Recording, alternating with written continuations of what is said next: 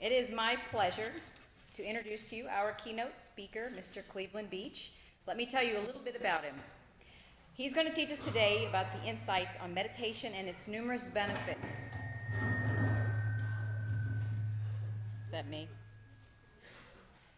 He has been lay ordained in Japanese Soto Zen Buddhism. That just sounds so cool. He has attended seminary in Wake Forest, North Carolina. He has been educated and trained in addiction counseling and has worked as a group facilitator, program manager, and a clinical supervisor. He is the first-year novice of the Third Order Society of St. Francis, an Episcopalian religious order. And he will now share with us the 4 basic elements of meditation practice developed by Harvard Professor Herbert Benson, along with ideas from the Mindfulness and Stress Reduction Program at the University of Massachusetts Medical School. It is my honor, and let's give him a warm welcome to introduce Mr. Cleveland Beach.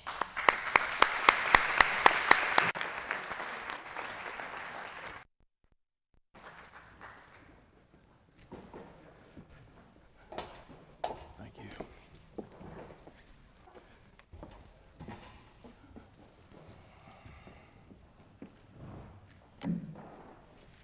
Let's see if I can try this mic again now without all the feedback. Can y'all hear me? Good. Good afternoon.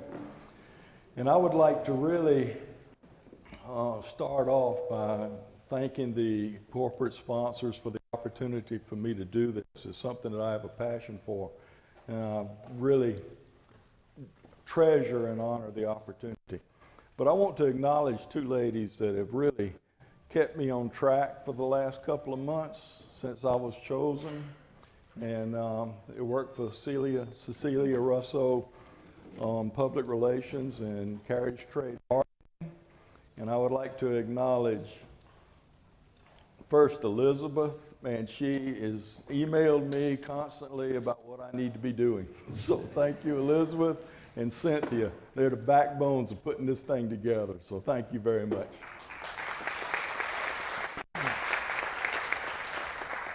What I'd like to do now is I would like for you to imagine with me. And I want to take you into an imagination in prehistoric time, prehistory. And imagine that we're hunter-gatherers. And we're out in the community, in the tribe, and we're just minding our own business, walking down a forest trail somewhere. And we turn a corner, and there about 10 yards away from us is a saber-toothed tiger. Now, we know what death and life is because we live with it. We kill to eat. We gather food from the natural surroundings that we have. But this saber-toothed tiger wants to eat us. And automatically, without any knowledge of our own selves, without any kind of control whatsoever, our physiological body starts changing in that instant. We start having changes of blood pressure, heart rate. Our blood goes to our muscles and in our legs and our arms. It leaves our brain to a degree. Our stomach and systems in our body that we don't need at that time shut down completely. Last thing we need to be doing is intellectualizing or philosophizing or digesting food, because we're getting ready to do 2 things that a guy named Walter Cannon back at the turn of the century at Harvard called the fight or flight syndrome. And our bodies are giving us all of the energy needed to do one or the other. And it's an automatic choice. It's an instinctual choice which one we're going to do. Now, if we're strong and we have a spear with us and we're hungry and we think that we would rather eat that cat than have that cat eat us, we might kill that cat. Now, if that cat looks very hungry and he's growling and, we think, man, I don't know if I want to deal with this too much, we might look around for a tree. And we might shimmy up a tree.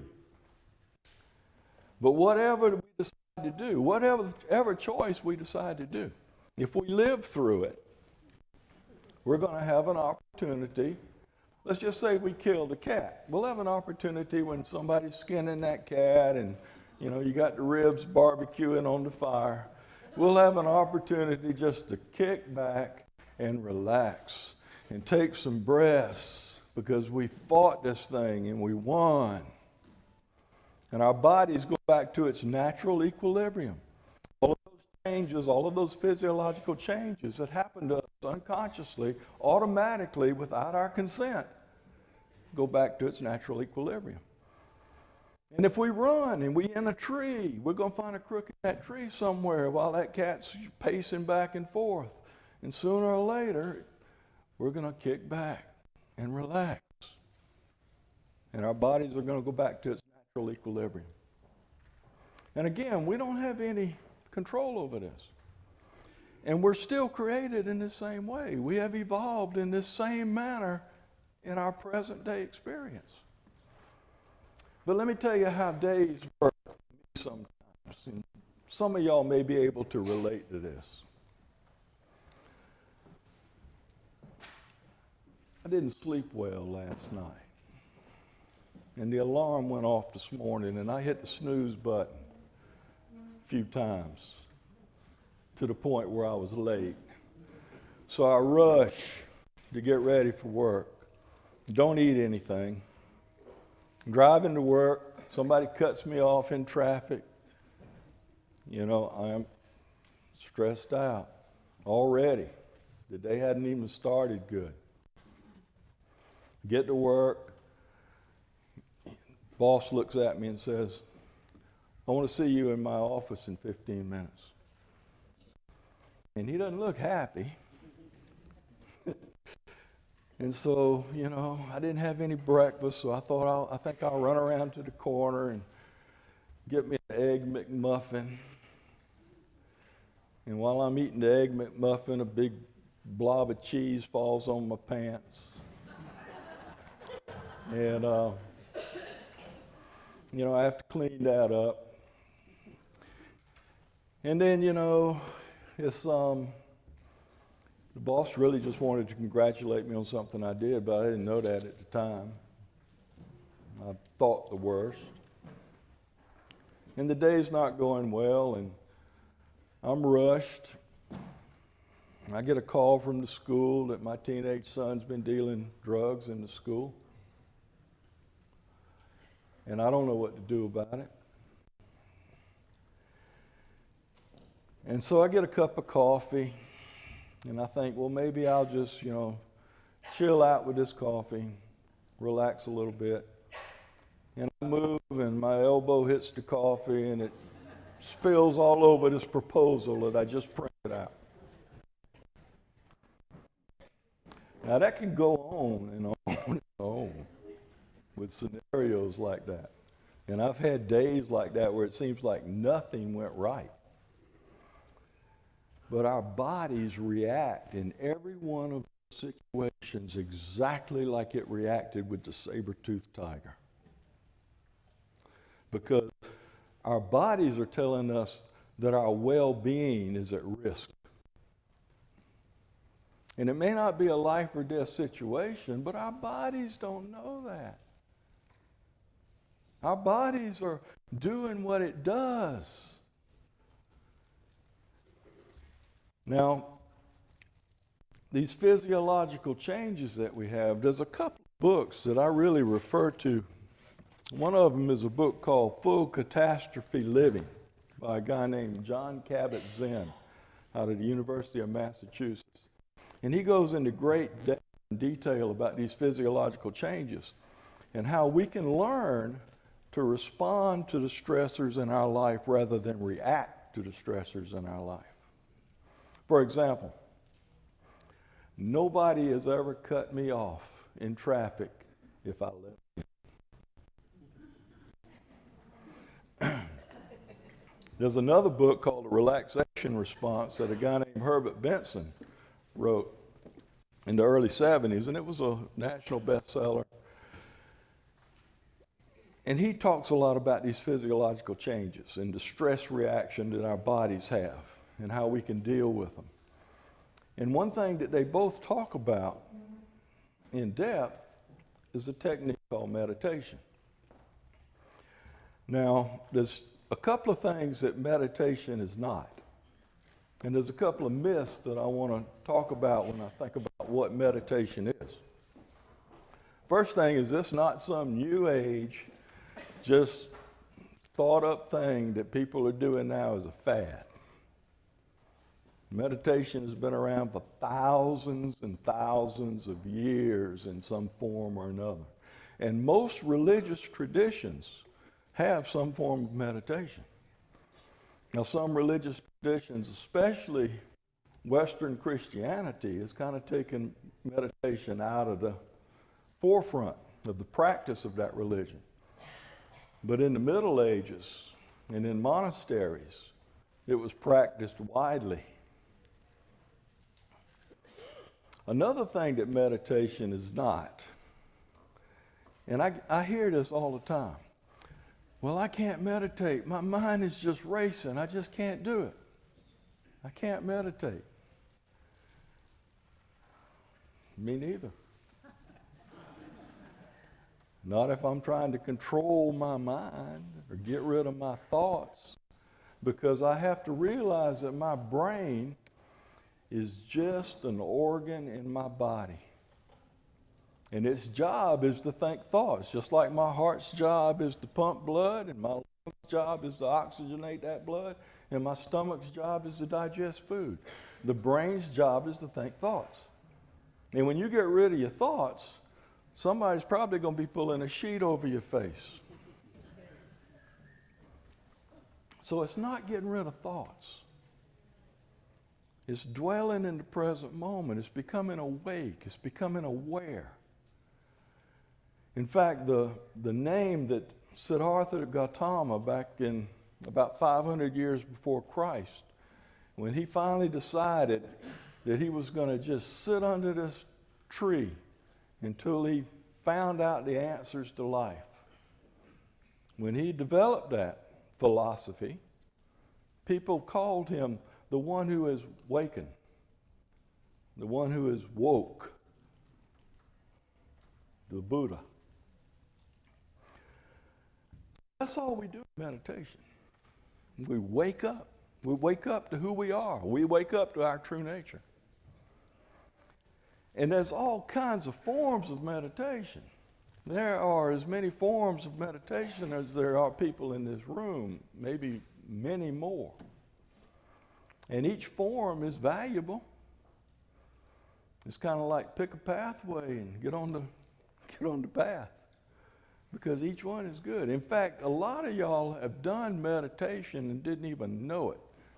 Just imagine a time when you realize that you thought maybe 15 minutes had gone by, and you look at the clock and it's been 30 minutes, it's been an hour. Because you were so totally focused on what was going on at the time. Things like gardening, things like creative arts, music, making music, writing, things like that are forms of meditation. Anything that is creative is a form of meditation. Anything that makes us awaken to the present moment experience is meditation. And I use tools to make me realize that. My wife will tell you I've got a little bell in my car that hangs down under the dash, and every time I get in the car, my knee or foot hits it. And it's a bell to remind me this is a present moment experience.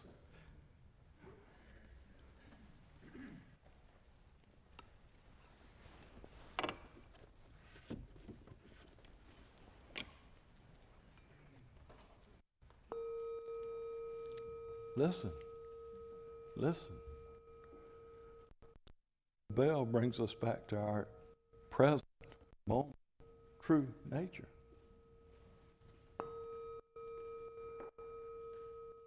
When I'm in a line, because I don't know about you, when I get to a grocery store or something, and I get in a long line, I might change a couple of times, thinking I'm going to get into a shorter line, and it's usually the longer line, But when I'm in a line, it's a perfect opportunity for me to take a break and relax and just be. I have to remember that I am not a human doing. I am a human being. And in a business get-together like this, a lot of times people will ask you, what do you do? I would encourage you to ask people, what are your hopes? What are your dreams? What are your passions? Because that's what brings meaning to life, no matter what we're doing. And if we have an opportunity to bring those passions to our life, then whatever we do for employment or for money is a joy. So one thing that Dr. Benson talked about is he talked about the 4 basic elements of what he called the relaxation response, which was gleaned from the thousands of year old history of meditation. And there's 4 things that are really important that we do if we want to practice meditation, and it is a practice. You don't get good at it. The practice is the good. One of the things that he talked about was posture. And we're going to do a little experiment with the posture. Right where we're sitting. Because when you think of meditation, you think of these guys sitting cross-legged on some mountain, these gurus. Well, the reason that is, and it comes from yoga, and some of y'all practice yoga, and if you sit in the lotus position in yoga, which is putting your right foot up on your left thigh and your left foot up on your right thigh, then you're going to be in perfect posture for meditation. Well, I ain't going to do that. I can't do that. I couldn't do that 20 years ago. It ain't going to happen now. But the reason your posture is perfect is because that position puts your back in its natural alignment. And so what we need to do is we need to concentrate on our spinal cord. We need to concentrate on our backbone. And one of the ways to do that in a chair like we have right here is perfect. I sit in a chair like this every morning. What we do is we exaggerate the natural curve of our spine.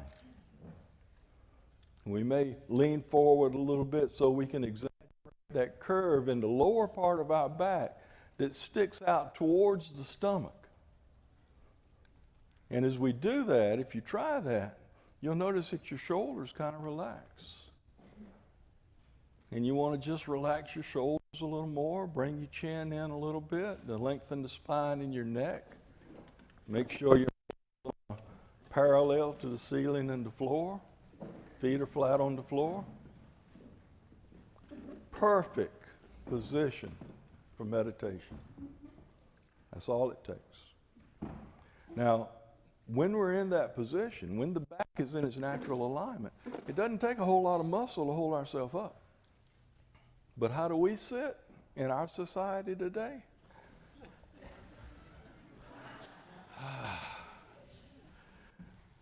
And we call this relaxation, but it's not. And that's why chronic back pain is so prevalent in our society, or one of the reasons. So we get our back in its natural alignment, we relax our shoulders, lengthen our neck, and now all of the internal organs are working the way they're supposed to be working. Our lungs are filled. We notice the expansion and contraction of our chest. We widen the chest, lengthen the chest. and we soften our belly.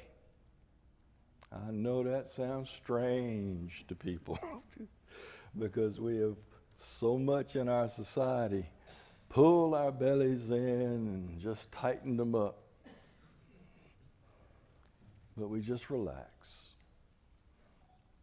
That position, that posture, will bring by itself a mindfulness to us, an ability to be in the present moment.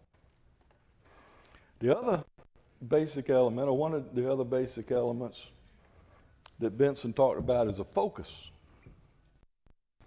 Our minds are going to be wandering. I call my mind drunk monkeys swinging through the jungle on vines. One after another. So we need something to focus on. And that can be all kinds of different things. Traditionally, it can be a mantra, which is a phrase that you repeat over and over, a prayer. It can be rosary beads. It can be counting. But the one thing that we have that doesn't take a whole lot of technique or a whole lot of tool is our breathing. We're breathing. And the Latin word for breath is spiritus, spirit. And so if we can focus on our breathing, pick a place in our nostrils that we can feel the air going in and the air going out, or notice the rise and fall of our chest as lungs fill with air, and exhale. If we can notice our breath and we can notice our breathing, we can take that as far as we need to take it. It can be a focus for relaxation. It can be a focus for meditation. It can be a deep spiritual connection with everything in the universe. We can take it as far as we want to take it, just by breathing, just by noticing the breath. Now, what you'll notice, as you notice your breath, that you'll forget you were noticing your breath, because these daydreams will come in, these random thoughts will come in. Well, meditation is just letting it come in, and when you notice it, go back to the breath. Go back to the focus. Whether that's 10 times or 1,000 times, it doesn't matter. And that brings up the third basic element that Benson talked a lot about, the attitude that we bring. He calls it a passive attitude. I like to think of it as just what one of my teachers called beginner's mind. We're constantly starting over without judgment. As we find our mind wandering, as we find our thoughts interluding into what we're trying to do, sometimes we'll notice that it's been 20 minutes and we've been thinking about what we're going to have to eat when we get through. It can be anything. We just return again. We'll notice it. Sooner or later, we'll notice it. And in practice, I have found that I notice it a little quicker now, but I'll have a good, relatively good meditation period one morning, and the next morning, I'll have to return to my breath 100 times. But don't judge it. It's okay. That's what it is. That's these gurus sitting in the lotus posture on the top of the mountain in the Himalayas is sometimes thinking about what they're going to have to eat when they get through. It's okay. So we give ourselves a break. We don't judge our process. We don't judge our natural inclinations. And we just begin again. We just start over. We just maintain that beginner's mind. The other thing that Benson talked a lot about was what he called the setting. Well, what I like to look at is the environment, which is the time and the place. And that's an experiment for all of us. We have to look at where are we going to practice this? When are we going to practice this? Our lives are full of stuff. So how are we going to pull this off? I found through trial and error that for me, the best time to practice is when I get up in the morning. And my beautiful wife, Glenda, will tell you that's real early, because it takes her about 2 hours to wake up. But when I wake up, I'm fully awake. And that o'clock in the morning, 5 o'clock in the morning, it doesn't matter when it is, I am totally and fully awake. So what better time to practice meditation than when I'm at my most alert? Now, some of y'all don't really get totally alert till after work, and that might be a good time for you to practice, But you experiment with that. Either way, you experiment with that. And you have to also experiment with the place. Where? I mean, when the kids are running around and the dogs need to go out, you can't practice meditation. Although I've had pets that once they noticed that I wasn't going to buy into their attention, they would meditate with me. But kids won't do that normally. So you have to find a place. I've got a little place at the top of the stairway in the house that I'm at. That's just a little alcove that I've got a little space with a cushion and some statues and some pictures, and some natural things, and a chair. And that's where I go.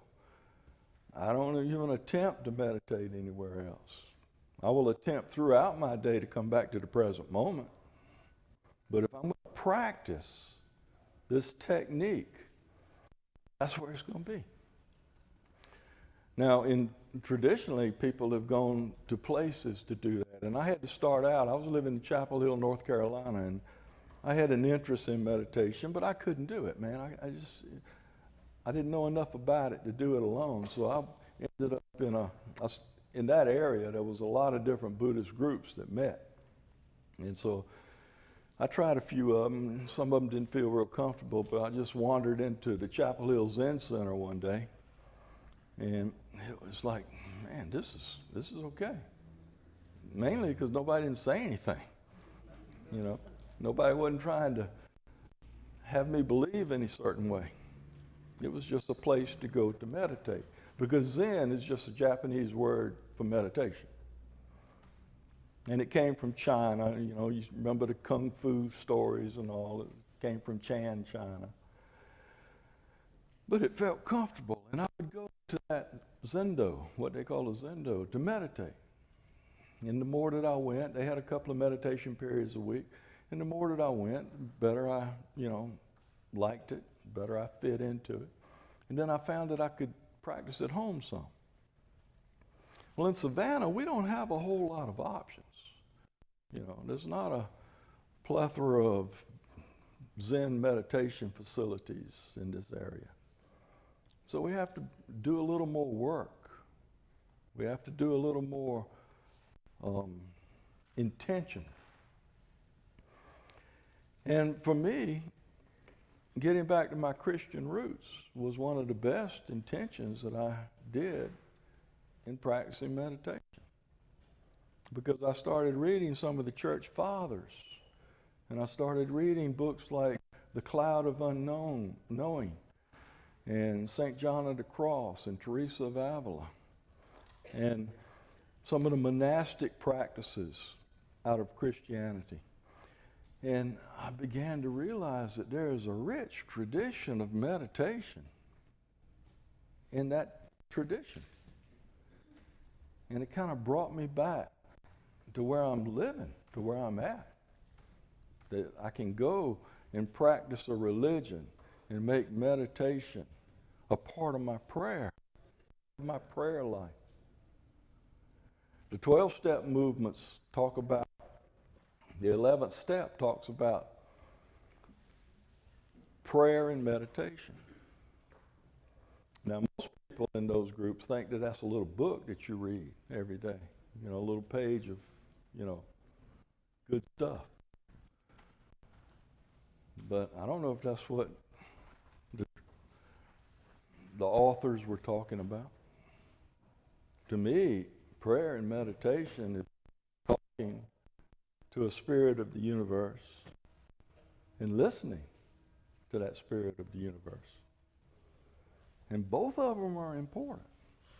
And both of them can lead me into practices that enhance my life, that enhance my ability to connect with people, that enhance my ability to have a sense of joy and a sense of well-being and a sense of peace, which are stress management tools on its own. So I still get stressed out. I still have my days, but I've got a tool for that. I've got a technique that I can get my body back to its natural equilibrium. My body doesn't know what's a life and death situation because it thinks everything is. But now I can do something about it. I can get back to that naturalness of how I was created. So I want to leave you with a couple of thoughts. One is that the most important time there is right here, right now. And the most important person there is whoever is sitting across from you right now. And the most important work there is to do, no matter what your job, is to love fully. Thank you.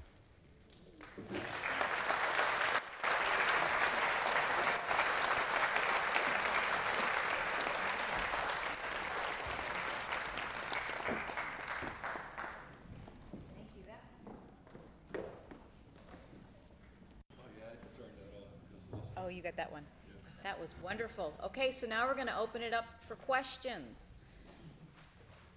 Anybody have a question? I have a question. When you're meditating, do you listen to any music? I don't, but it's a great way to meditate. Guided meditations are beneficial. Having somebody guide you through the process, listening to music. I really don't do that because the music that I would listen to probably wouldn't be conducive to meditation. I don't think Led Zeppelin qualifies for that. Yes. Do you use aromatherapy when you meditate? I have. I light incense. I have a box of frankincense incense that I light and just wait until the stick burns down. It's a way of timing also. And one thing I didn't mention that's important to understand is it doesn't matter whether you do this for 5 minutes or 30 minutes. But in my experience, anything over 20 minutes will do it. If you can work your way up to 20 minutes, that's great. And if you can't, that's great too. Any other questions? Yes. For people just starting out that want to get their kids involved, that may have a shorter attention span, what would be some suggestions for kids and young people to get started with the practice of meditation? Movement, meditation and movement. Yoga is a great meditation. And we were trained to do walking meditation as well as sitting meditation. And the way we were trained to do walking meditation is you just notice your breathing, get your back in its natural alignment, and on the exhalation of the breath, just take a step.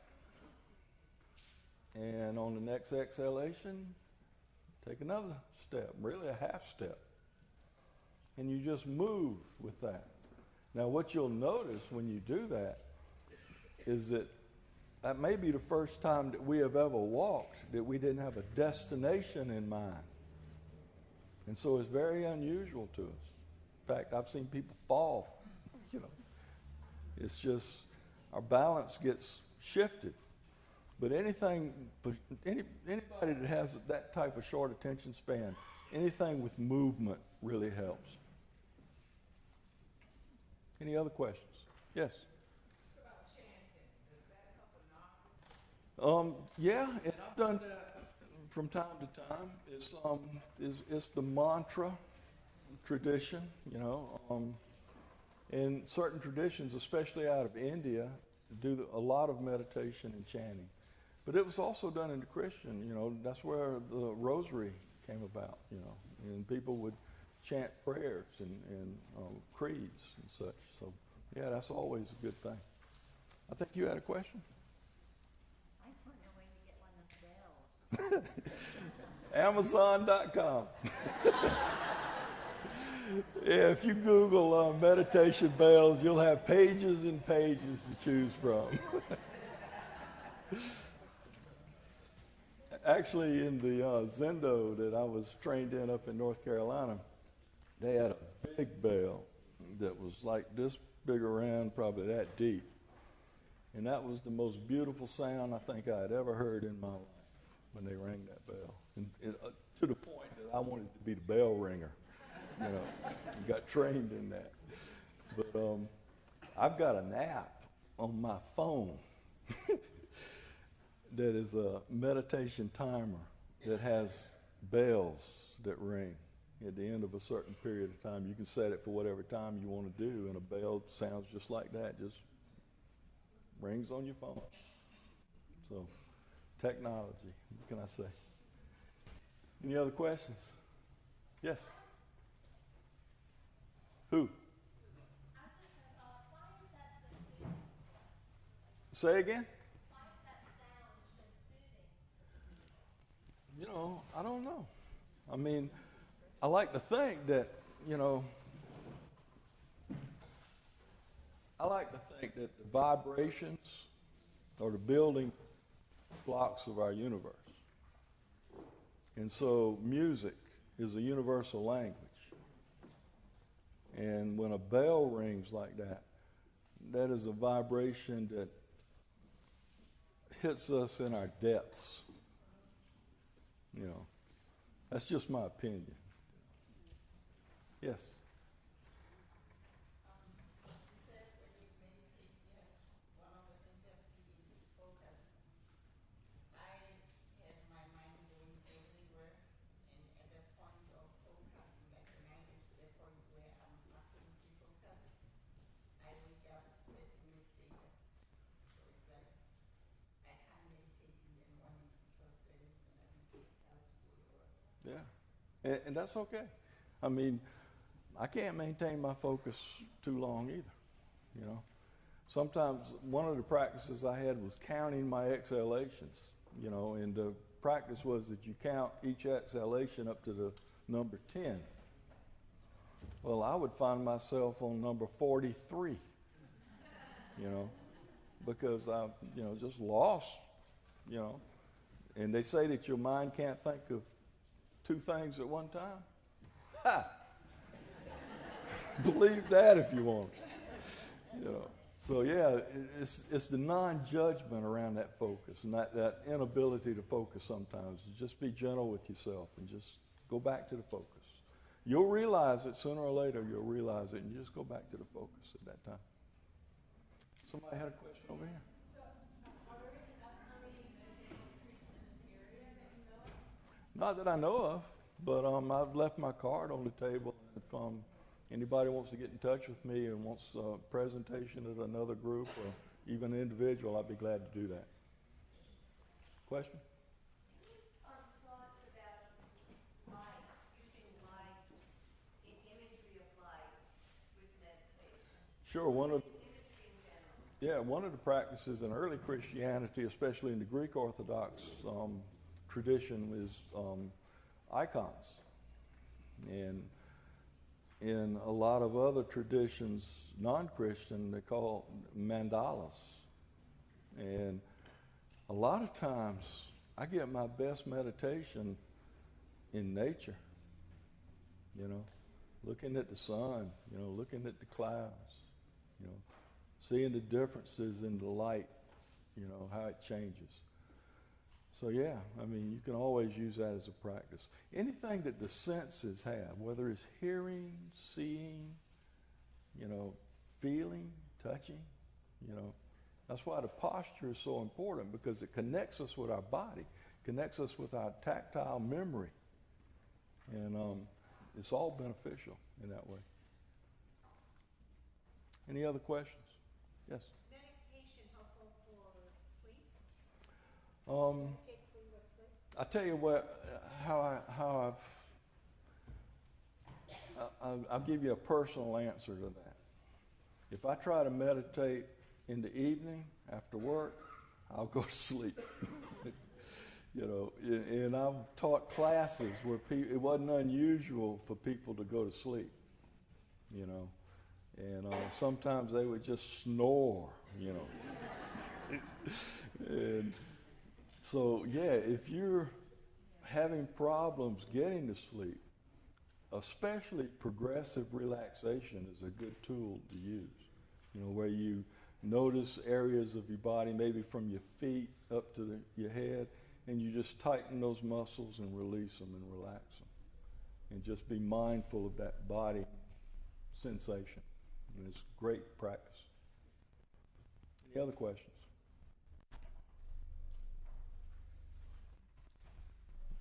Yes. I have a question, I have a comment. And I realized I'm doing meditation every morning, just struck me. And I do this through concentration of prayer in the presence of God. Mm-hmm. And I did not do that this morning. And I could find my day starting to get really, for me, a little chaotic. Mm-hmm.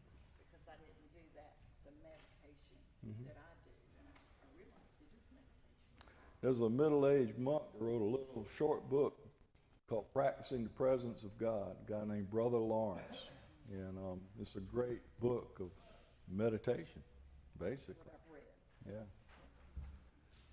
Yeah. Any other questions, comments?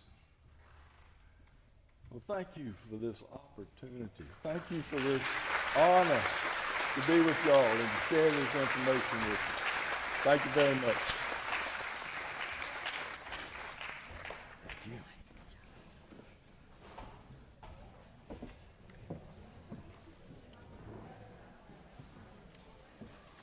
Okay, before you take off, give me like 2 minutes of your time. So let's give Mr. Cleveland Beach a round of applause one more time.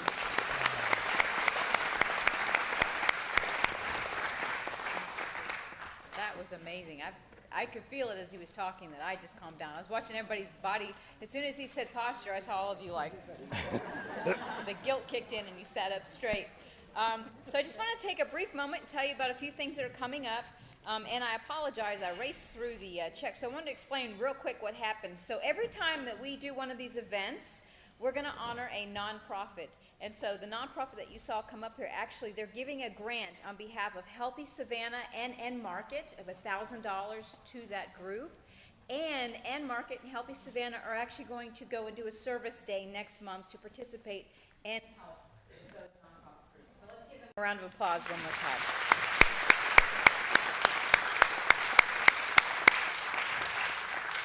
Next thing, put on your calendar, the next event that we're going to be having here is on June 25th. It is Desiree Suggs, and she will be talking about food insecurities in Savannah. If you don't know what that is, still come, because you don't realize, as she was talking about earlier, about how many homeless children are out there. You don't realize how many people don't have access to food or healthy food. We have food deserts everywhere, and we're not even aware of it. So I really encourage you to come and hear that. And so last but not least, let's thank our sponsors: Enmarket, Healthy Savannah, St. Joe's Candler, Clover Health, David's Dry Cleaners, Gulfstream, Sandfly Dental, and the Morris Center, Chabella, City of Savannah, Savannah Morning News, Savannah Magazine, and WRHQ for being our sponsors. Thank you.